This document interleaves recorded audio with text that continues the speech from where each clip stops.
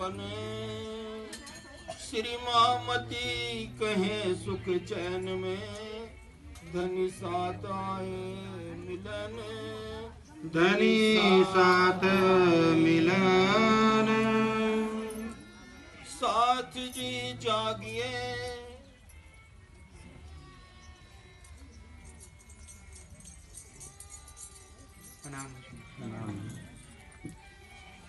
साथ जी जागिए। आप हक श्री राजी महाराज वो प्राण प्रीतम प्राण वल्लभ हमारी आत्मा के प्रियतम वाणी के द्वारा हम सब सुंदर साथ को बता रहे हैं, समझा रहे हैं कि हे मेरे प्यारे सुंदर साथ जी, श्री राजी महाराज जी ने हमें ये सुनहरा अवसर दिया है, ये गोल्डन चांस दिया है। ऐसा मौका बार बार नहीं मिलता है। पता नहीं हमारे इस जीव ने पूर्व जन्म में कौन सी तपस्या कौन सी साधना कर रखी थी जिसकी बदौलत आज हमें ये अवसर प्राप्त हुआ है।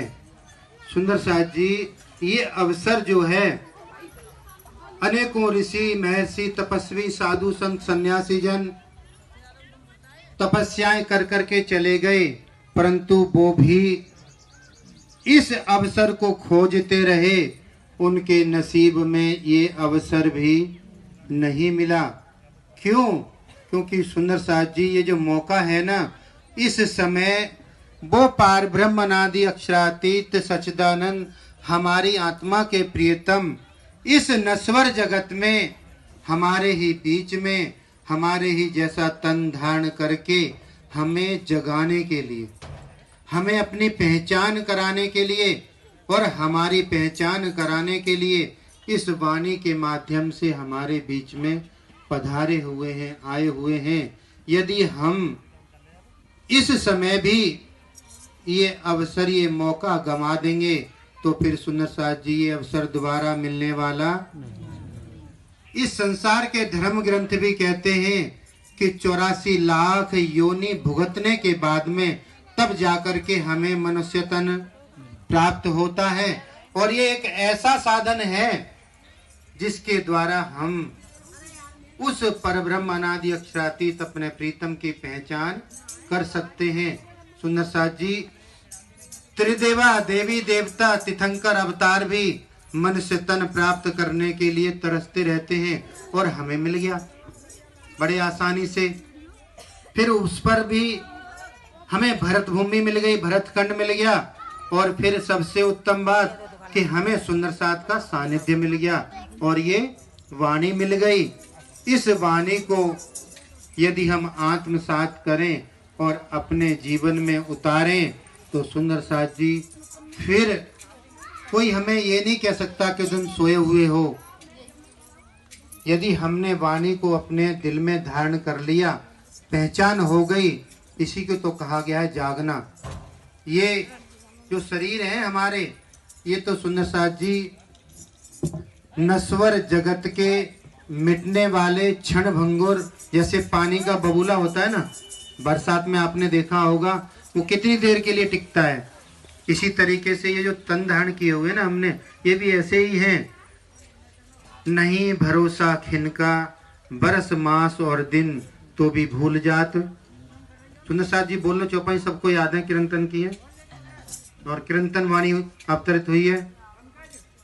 हम भजन भूल जाते हैं उस प्रीतम को जिसने हमें अपनी पहचान कराई है, हमारा बाजू पकड़ा है, उसको हम भूल जाते हैं। इस वाणी के द्वारा राजी महाराज हमें इस चरण के द्वारा कह रहे हैं, साथ जी जागिए। सुनो साथ जी, कौन से शब्द? आखिर शब्द। सुंदर साथ जी, इस ब्रह्मांड के अंदर अनेकों धर्म ग्रंथ अवतरित हुए, इस संसार में आए किसके लिए? हम सुंदर साथ के लिए। और ये अखंड वाणी अवतरित हुई। सुंदर साथ जी, वाणी जो है वो किसी कवि या किसी ऋषि महर्षि तपस्वी साधु सन्यासी के द्वारा लिखित नहीं है। ये वाणी आवेश में स्वरूप में अवतरित हुई है। कैसे? सुंदर साथ जी, इस संसार के अंदर आपने अनेकों धर्म ग्रंथ शास्त्रों के बारे में सुना होगा। एक गीता ऐसा ग्रंथ है जो किसी के द्वारा लिखा गया नहीं है, वो भी आवेश स्वरूप में श्री कृष्ण जी के द्वारा अर्जुन को बताया गया कि वो परब्रह्म परमात्मा कौन है, तू कौन है और मैं कौन हूँ। इस संसार के अंदर यदि तू आया है तो इस संसार में कर्म प्रधान जो है कर रखा है, उस कर्म के बिना तुम इस संसार के अंदर कुछ भी कर सकते। उन्होंने बोला भी है, कर्म प्रधान विश्व करी राखा, जसफल कीनो तसफल। अर्जुन को श्री कृष्ण समझा रहे हैं कि जो तू ये देख रहा है ना अपने सामने, तेरे दादा परदादा भाई, ये कोई भी वास्तव में है नहीं, ये तो पहले से ही जा चुके हैं। तूने तो सिर्फ अपना कर्म करना है और कर्म करके तूने अपने आप को, अपने इस जीव को भवसागर से पार करना है। यदि कर्म नहीं करेगा तो तेरा जीव जो है वो अखंड मुक्ति को प्राप्त। सुंदर साथ जी, श्री कृष्ण जी ने तो अर्जुन को सारी बात बताई, परंतु उनकी बुद्धि, उनका दिमाग उस समय उन बातों को ग्रहण नहीं कर पाया, क्योंकि सामने मोह, ये मेरे गुरु जी हैं, ये मेरे ताया जी हैं, ये मेरे दादाजी हैं, इनको मैं कैसे मारूं। उस मोह फांस में फंसे होने के कारण से वो उस ज्ञान को ग्रहण नहीं। और आज हमारा भी यही हाल है। हम यहाँ बैठे हुए हैं राज जी महाराज जी के दरबार में, परंतु हमारा ध्यान, हमारा चित्त, हमारा मन जो है वो कहीं और ही भटक रहा है। तो सुंदर साथ जी, जिस तरीके से श्री कृष्ण जी उस ज्ञान से वंचित रह गए थे, हम न रह जाएं, इसलिए